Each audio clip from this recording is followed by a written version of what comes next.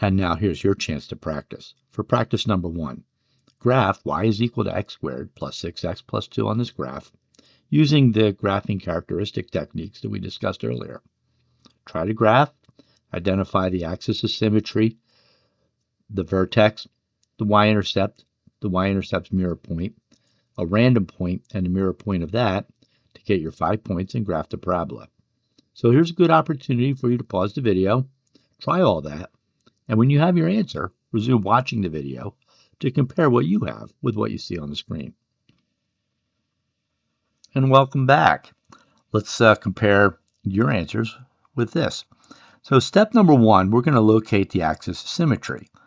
Generally speaking, the axis of symmetry is x is equal to negative b over 2a.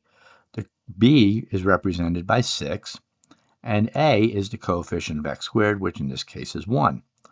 The arithmetic leads us to find out that the axis of symmetry occurs at x equals negative 3. That's this dotted line right here, x equals negative 3. Step number 2, we find the vertex. So we have our general equation, ax squared plus bx plus c. Specifically, we're looking at x squared plus 6x plus 2.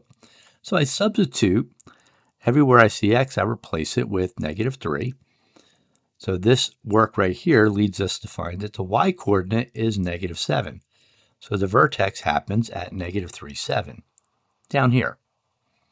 Our third step is to locate the y-intercept. That happens at this number right here, 0 plus whatever this last number is, the constant term, which happens to be 2. Since c is equal to 2, the y-intercept is 0, 2, right here.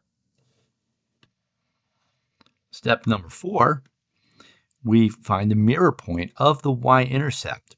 That's located using the coefficients in this order. It's negative b over a, comma c.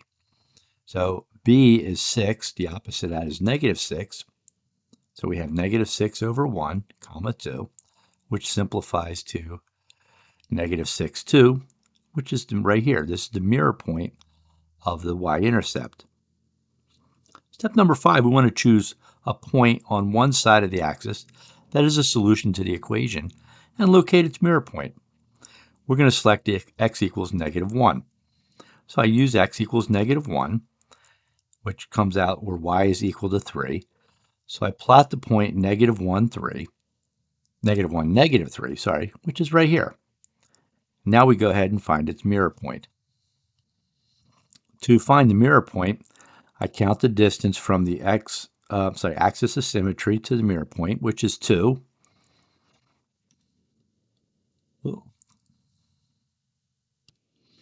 And then I do the same thing. I go 2 units to the left